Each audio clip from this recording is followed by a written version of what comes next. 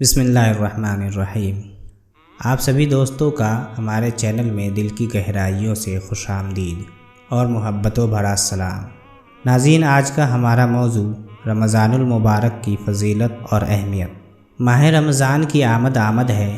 یہ برکتوں والا مہینہ ہے۔ اس ماہ کی عظمت کا اندازہ اس بات سے لگایا جا سکتا ہے کہ قرآن مقدس کا نزول اسی پاک مہینے میں ہوا۔ رمضان المبارک کی فضیلت اور اس کے تقاضے یہ ہے کہ اللہ تعالیٰ نے اس ماہ مبارک کی اپنی طرف سے خاص نسبت فرمائی ہے۔ رمضان کا پہلا عشرہ رحمت، دوسرا عشرہ مغفرت اور تیسرا عشرہ جہنم کی آگ سے نجات کا ہے۔ رمضان کی اہمیت کے بارے میں اللہ تعالیٰ نے حضرت محمد صلی اللہ علیہ وسلم سے ارشاد فرمایا کہ اگر مجھے آپ صلی اللہ علیہ وسلم کی امت کو جہنم میں ہی جلانا ہوتا تو رمضان کا مہینہ کبھی نہ بناتا۔ جب رمضان المبارک کا چاند نظر آتا تو آپ صلی اللہ علیہ وسلم فرماتے تھے کہ یہ چاند خیر و برکت کا ہے، یہ چاند خیر و برکت کا ہے۔ اس ذات پر ایمان رکھتا ہوں جس نے تجھے پیدا فرمایا۔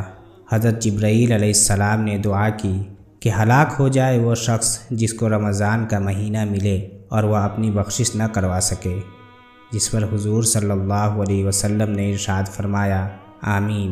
حضرت جبرائیل علیہ السلام کی یہ دعا اور اس پر حضرت محمد صلی اللہ علیہ وسلم کا آمین کہنا، اس دعا سے ہمیں رمضان کی اہمیت کو سمجھ لینا چاہیے۔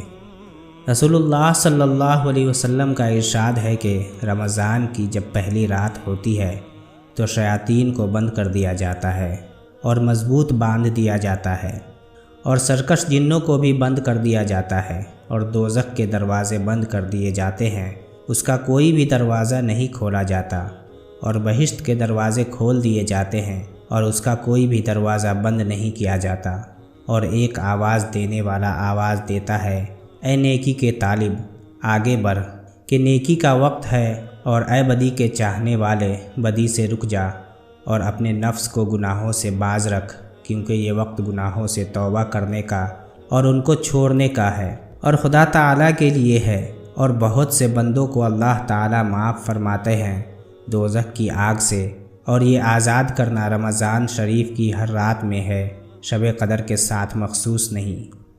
روزہ وہ عظیم فریضہ ہے جس کو رب ذوالجلال نے اپنی طرف منسوب فرمایا ہے، اور قیامت کے دن رب تعالیٰ اس کا بدلہ اور اجر بغیر کسی واسطے کے بذات خود روزہ دار کو عنایت فرمائیں گے۔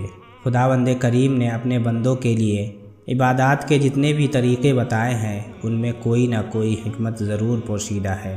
نماز خدا کے وصال کا ذریعہ ہے، اس میں بندہ اپنے معبود حقیقی سے گفتگو کرتا ہے۔ روزہ بھی خدا تعالیٰ سے لو لگانے کا ایک ذریعہ ہے۔ حدیث مبارک میں ہے کہ رمضان اللہ تعالیٰ کا مہینہ ہے، جس سے پتہ چلتا ہے کہ اس مبارک مہینے سے رب ذوالجلال کا خصوصی تعلق ہے، جس کی وجہ سے یہ مبارک مہینہ دوسرے مہینوں سے ممتاز اور جدا ہے۔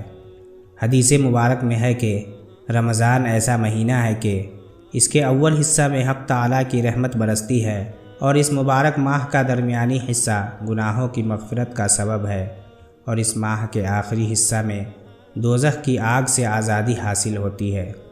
حضرت جابر بن عبداللہ رضی اللہ عنہ سے روایت ہے کہ حضور اکرم صلی اللہ علیہ وسلم کا فرمان ہے کہ میری امت کو ماہ رمضان میں 5 چیزیں ایسی عطا کی گئی جو مجھ سے پہلے کسی نبی علیہ السلام کو نہ ملی۔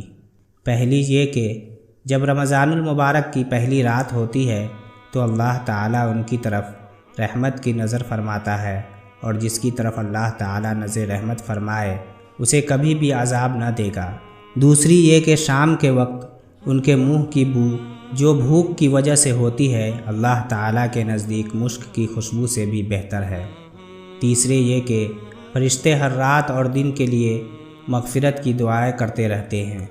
چوتھے یہ کہ اللہ تعالیٰ جنت کو حکم دیتے ہوئے ارشاد فرماتا ہے، میرے نیک بندوں کے لیے مزین ہو جا، عنقریب وہ دنیا کی مشقت سے میرے گھر اور کرم میں راحت پائیں گے۔ پانچواں یہ کہ جب ماہ رمضان کی آخری رات آتی ہے تو اللہ تعالیٰ سب کی مغفرت فرما دیتا ہے۔ حضرت سہل بن سعد رضی اللہ عنہ سے روایت ہے کہ جنت کا ایک دروازہ جس کا نام ریان ہے جس سے قیامت کے دن صرف روزے دار گزریں گے، ان کے علاوہ اس دروازے سے کوئی دوسرا نہیں گزرے گا۔ حضور اکرم صلی اللہ علیہ وسلم کا ایک اور ارشاد گرامی ہے کہ منہ کی بو اللہ تعالیٰ کے نزدیک مشک کی بو سے زیادہ پسندیدہ ہے۔ گویا روزہ دار اللہ تعالیٰ کا محبوب ہو جاتا ہے کہ اس کی منہ کی بو بھی اللہ تعالیٰ کو پسند اور خوشگوار ہوتی ہے۔ رمضان کی اس مبارک ماہ کی ان تمام فضیلتوں کو دیکھتے ہوئے مسلمانوں کو اس مہینہ میں عبادت کا خاص اہتمام کرنا چاہیے اور کوئی لمحہ ضائع اور بیکار جانے نہیں دینا چاہیے۔ اس ماہ مبارک میں ایسے انداز میں عبادت کو فرض کے طور پر متعین فرما دیا گیا ہے کہ انسان اس عبادت کے ساتھ اپنی تمام ضروریات و حوائج میں